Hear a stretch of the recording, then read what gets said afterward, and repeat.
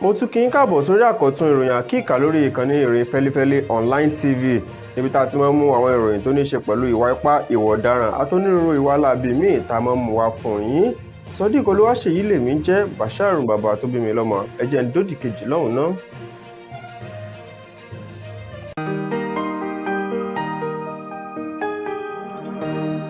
Ìròyìn Fẹ́lifẹ́li TV àjààbálẹ̀ làwọn ìròyìn ti wà máa wò lóòrèkóòrè.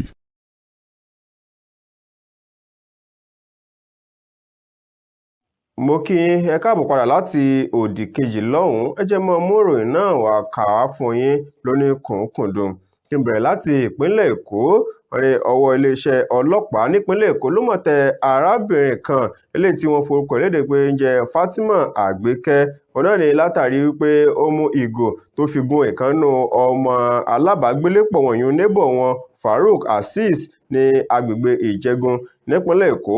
Wọ́n ní bí ọ̀rọ̀ ń ṣe jẹ́ gan ni pé wọ́n ní ọ̀rọ̀ ló mọ̀ ṣe bí ọ̀rọ̀ láàrin arábìnrin Fatima Àgbékẹ́ yìí àti Azeez pé ní nǹkan bíi aago 9 kọjá 20 ìṣẹ́jú ní ọjọ́ 9 nínú oṣù kẹsàn-án yìí. Náà ni ọ̀rọ̀ ọ̀hún tó ṣẹlẹ̀ nígbà tí ẹni tó jẹ́ alukoro fún iléeṣẹ́ ọlọ́pàá ní ìpínlẹ̀ Èkó tí wọ́n fi ìdí ìṣẹ̀lẹ̀ náà múlẹ̀. Ó ní ẹni tó ṣẹlẹ̀ láàrin ọmọbìnrin ọ̀hún tó jẹ́ ẹni ọdún 19 àti Azeez tó jẹ́ ọkùnrin tó jẹ́ ẹni 20 ọdún. Òun náà ni pé gbọ́n mi sí omi ò tó èdè-àìyedè kan òun náà ló mọ̀ wá láàrin wọn tí ẹnikẹ́ni kò sì mọ irú tó ṣẹlẹ̀ ní pàtó gan tó fa èdè-àìyedè ọ̀hún. Eléyìí tó fi mú kí inú bí arábìnrin Fatima Àgbékẹ́ tó fi mú ìgò onípara ló pa ìgò náà tó sì fi gún Azeez tó fi gún lọ́rùn. Wọ́n ní lẹ́sẹ̀kẹsẹ̀ wọ́n gbìyànjú láti dóòlà rẹ̀ láti gbé lọ sí ilé ìwòsàn. Wọ́n ní ṣùgbọ́n ẹ̀pà ò mọ̀ bóró mọ́ nítorí Azeez gan kò dé ilé ìwòsàn tẹ́lẹ̀mí fi gbà á lẹ́nu rẹ̀.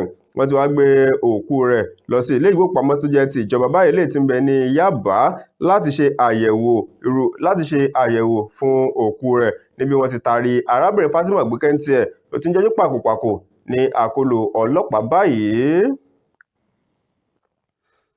Nínú ìròyìn tó tún lákàkì lọ́wọ́ mi fún ti tàkókò yìí ó náà ní ti ìròyìn ọmọ akẹ́kọ̀ọ́ ilé ẹ̀kọ́ gbogbonìṣe kan ní ìpínlẹ̀ Kwara eléyìí tí àwọn ọlọ́pàá tí wọ́n fi ìbọn tán fi já okùn ẹ̀mí ẹ̀. Ìròyìn tí wàá fi léde báyìí pé àwọn ọlọ́pàá mẹ́tẹ̀ẹ̀ta ọ̀hún náà ni wọ́n mọ̀ ti fi kélé òfin gbé.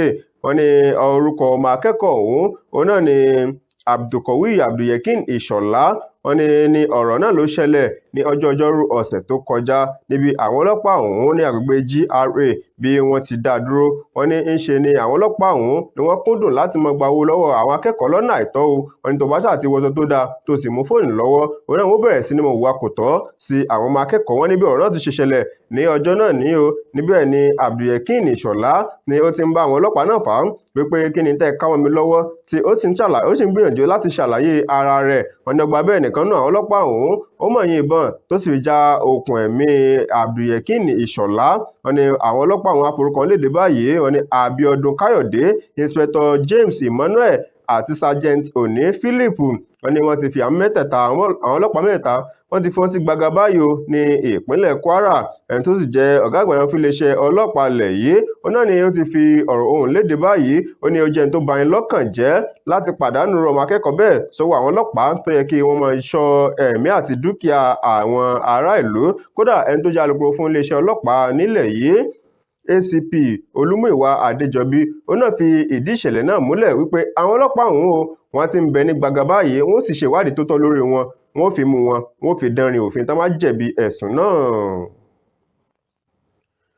Lákòótán nínú eléyìí tó tún lákàkì láti ìpínlẹ̀ Èkó ní ti ìròyìn arákùnrin kan báyìí tí ilé ẹjọ́ gíga kan tó fi kalẹ̀ sí Badagry ní ìpínlẹ̀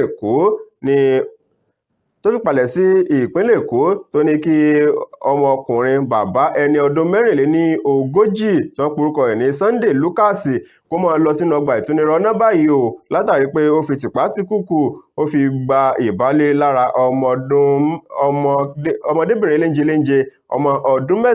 Wọ́n ní onídàájọ́ Patrick Adékòmáyà òun náà ni ó gbé ìdájọ́ rẹ̀ kalẹ̀ lórí Lucas wípé ẹ lọ bá ń fi sínú ọgbà ìtúnirọ́nà rìmáǹdì tí ń bẹ ní Àwórì Jọgọ̀ tí ń bẹ ní Badagry.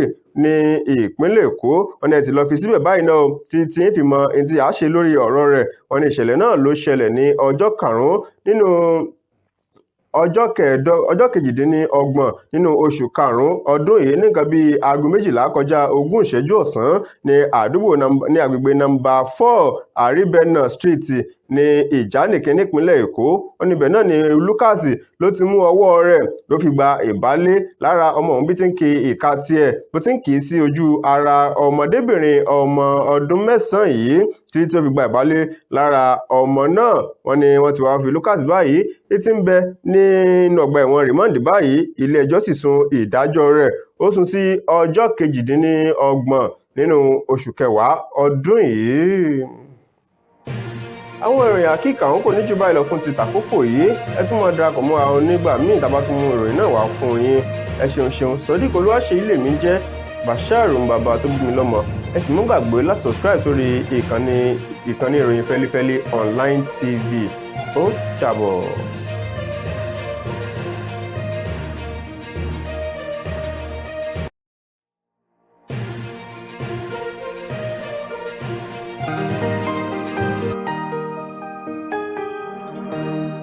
Ìròyìn Fẹ́lífẹ́lí TV àjààbálẹ̀ làwọn ìròyìn ti wà.